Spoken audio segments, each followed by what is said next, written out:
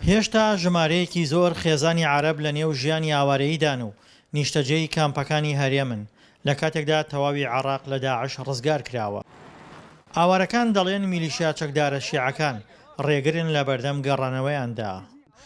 بوونی میلیشیاکان لە ناوچانەکە ئەو میلیشیانە ڕاستیەکەی ئەوەیە کە بەدیلی حکوومەت و مؤسساتی ڕسمین بۆ خۆیان قەرارەدەن خەڵکە بەنە زیندانەوە خەڵکە ئازاد دەکەن خەڵکە کوژن خەڵک ڕاوەدووەنەن هەموو ئەوانەوەی کردووە کە ئەمانە هەست بە ئاسایش نەکەن و نەگەڕێنەوە. بە هەزاران خێزانی ئاواری عەرەب بە ناوچە جاجەکانی هەرێمی کوردستاندا بڵاو بوونەتەوە بەشێکی کەمیان دەستنەڕۆن و لە کامپەکاندان بەڵام بەشی زۆرینەیان چوونەتە نێو شار و شارۆچکەکان و نیشتەجێ بوون بە وتەی خۆشیان میلیشیاکان هۆکاری ئاوارەییانن. ئێمە هیوادارن عێراق لە میلیشیاکان ڕزگار بکرێت. کۆمەلگای نێودەوڵەتی هۆکار کە بێدەنگە بەرامبەر بە میلیشیاکان لە نێو شەقامی عێراقدا تەقل لە خەڵک دەکەن.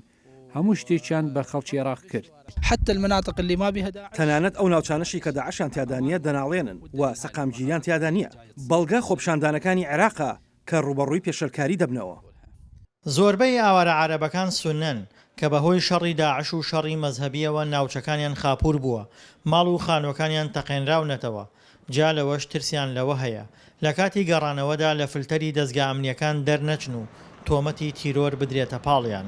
حکوومەتی عێراق جۆرێک لە مۆڵەت و ناونووسین و سەرەی داناوە بۆ گەڕانەوەی ئەمانە کە خێزان بە حساب لە دۆسی ئەمنیەکانیان ئەکۆڵدرێتەوە ئەو لێکۆڵینەوەی لە دۆسی ئەمنیەکان بۆ خۆی جۆرێک لە شەڕە بەرامبەرم خێزانان کە ئەمان لێ ترسن چونکە لە دوایە و خەڵکەی کە خۆیان خزانوەتە مؤسساتی دەوڵەتی عێراق و مؤسسە ئەمنیەکانەوە لە فایلی ئەمان ئەکۆڵنەوە خەڵکێکن کە لە مەزهبی ئەمان نین شیعە مەزهبن و ئەمان لە ئەساسا بەهۆی ئەو ملانە تایفی کە لە عێراقەوەی کێشیان هەیە تەنانەت کێشەکان بۆتە کێشەی خێزانی جا بۆیە کە سەرشیان دێ ئەوانیان کە ڕۆنەوە بەشێکی زۆریان ڕۆشتونەتەوە ڕوبەڕووی تونوتیژی تر ڕاوەدونان گرتن زیندانیکردن حکومدان تەنان لە سێدارەدان بوونەتەوە. ئاوارە عەرەبەکانی کوردستان هێندە ناومێدن لە باشبوونی دۆخی ناسەقامگیری ناوچەکانیان خەریکە بە تەواوەتی لە هەرێمی کوردستان ڕادێن و نیازی گەڕانەوەیان نییە.